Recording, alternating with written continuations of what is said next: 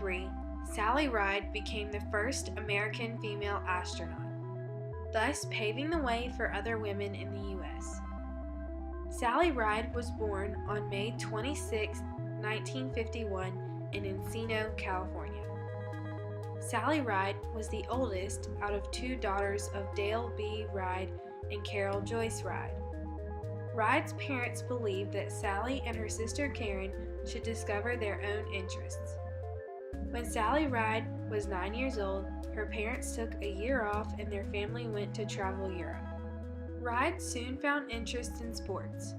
Sally Ride started playing tennis when she was 10 years old. Ride attended Westlake High School for Girls on a partial tennis scholarship. After trying a career in professional tennis, she returned to California to attend Stanford University. She received a Bachelor of Science degree in physics and a Bachelor of Arts degree in English. She later earned a Master of Science degree and then started working on her doctorate in physics. In 1977, NASA began looking for female astronauts. Ride was a student at the time when she saw an ad in the school newspaper asking women to apply for the astronaut program. Ride decided to apply along with thousands of other applicants. While Ride was waiting on an answer from NASA, she returned to Stanford University to finish up her PhD. Sally Ride was chosen over more than 8,000 applicants. There were 35 new astronauts chosen, and 6 of them were women. The new astronauts called themselves the 35 New Guys. The 35 New Guys started training in July. The first year of the program, Ride studied computer science and engineering, also learning all about the space shuttle. The training that Ride went through helped her find out that she really enjoyed to fly, so on her own time, Ride took lessons to get her private pilot's license. NASA did not have a special fitness program for the astronauts, so it was up to them to stay fit. When Ride was in college, she found a love for running, so every day she ran 5 miles. As an astronaut, Ride began weight training. In 1979, Ride officially became an astronaut. This meant that Ride can now be assigned to a space flight. In the space program, each astronaut was assigned to a certain project. Ride was assigned to an engineering team. On Ride's team, there was a Canadian manufacturer. Their goal was to create a remote manipulator system, RMS. The RMS was a robotic arm that was used to move cargo in and out of a shuttle's cargo bay. Ride spent the next 2 years figuring out how to use the RMS. Ride also learned how to be a capsule communicator, also known as a Capcom. The Capcom is the only person who talks to the flight crew during a mission. Capcoms also had to know everything about the mission. They had to be able to speak clearly and be able to stay calm during a mission. Ride was the Capcom for the second and third shuttle flights. Ride was also the very first woman to take on that position. In 1982, NASA announced the members of the 7th shuttle mission.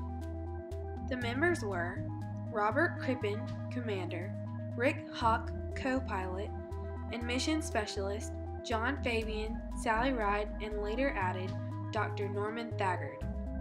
After Ride spent long hours preparing for the mission. She studied the flight manual, which had step-by-step procedures of the flight. Then, she spent hours in the simulator practicing each step repeatedly. The simulator is a vehicle that is just like a shuttle in every way. The only difference is that it never leaves the ground. When Ride was training, she was often interrupted by reporters. Being America's first female astronaut to take flight, she became quite the celebrity. Sally did not like the fact that America was not already used to women taking flight in space. She didn't want America to think that she had been chosen to go to space just because she was a woman. On June 18th, Sally Ride's family sat in a very special visitors area to watch the launch. Ride had a lot of work to do once she got up into space. To pay for the expenses of space travel, NASA got flight crews to do work for other countries during a mission. So during the 7th shuttle mission, Ride and Fabian had to deploy a Canadian satellite as well as an Indonesian satellite. They also had to try out the RMS. The idea was to release and retrieve the satellite without using too much of the shuttle's fuel. Ride and Fabian made a permanent change in space on their mission. They were the first astronauts to retrieve a satellite in space. After spending 6 long days in space, it was time for the crew to come home. On the day that Ride and her crew were scheduled to return, all of Ride's family had flown to Kennedy Space Center to see her land. Unfortunately, the weather in Florida was gloomy, so NASA thought it was best for the shuttle to land at Edwards Air Force Base in California. This was very disappointing to Ride's family to not be able to see her land.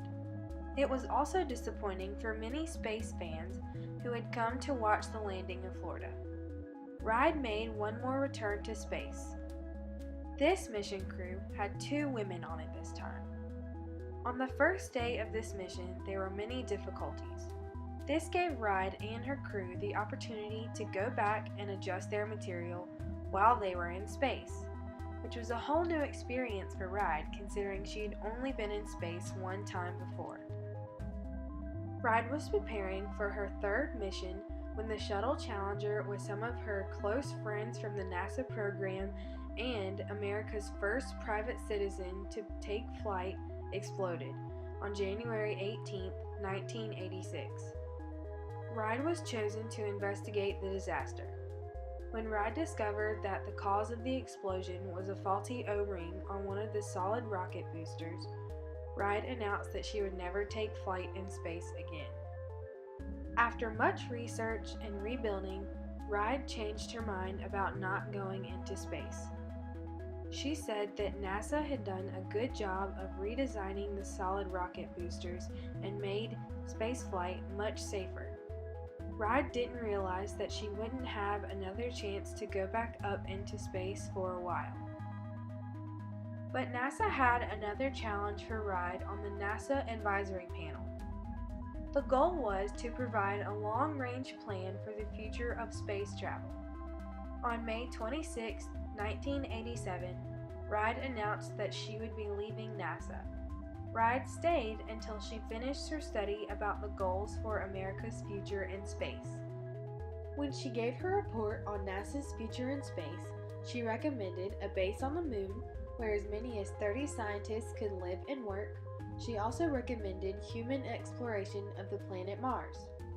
She then accepted a 2-year appointment at Stanford University, doing research at the university's Center for International Security and Arms Control. After she spent her 2 years at Stanford, she accepted a position as a physics professor at the University of California, San Diego. She also took a part-time position as the director of California Space Institution. Dr. Sally Ride has won many awards throughout her life. Sally Ride also came up with a program where girls could come up with a design for a toy and they could get the chance to enter it in a contest, and whichever one was chosen, the toy will be made and put into a local toy store.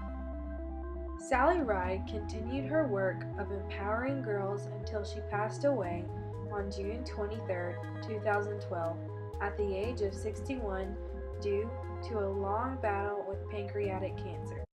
9, 8, 7, 6. We go for main engine start. We have main engine start and the ignition and liftoff. Liftoff of STS-7 and America's first woman astronaut. And the shuttle has cleared the tower. Sally Ride will forever be remembered for her courageous work in advancing women in the space industry.